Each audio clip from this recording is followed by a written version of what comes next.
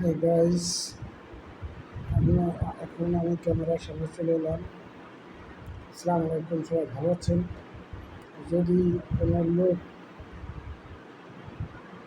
যার দিন চলছে না বা খাবার দাবার সমস্যা বা কোনো বিপদে আছে, আমরা মানবিক দৃষ্টিতে আহ, অসহায় মানুষের পাশে থাকার জন্য কাজ করতেছি দীর্ঘদিন।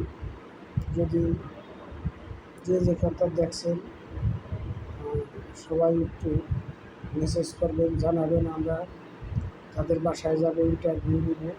যদি দেখি না সে আসলে অসহায়, তাহলে তাদের পাশে আমরা থাকব।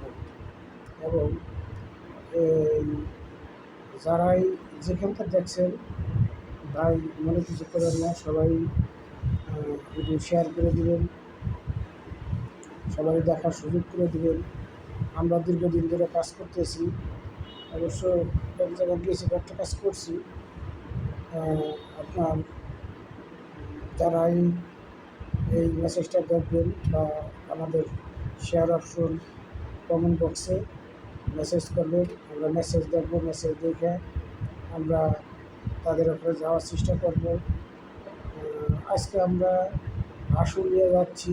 আশুলিয়া এটা একটা লোকের খুব অসহায়।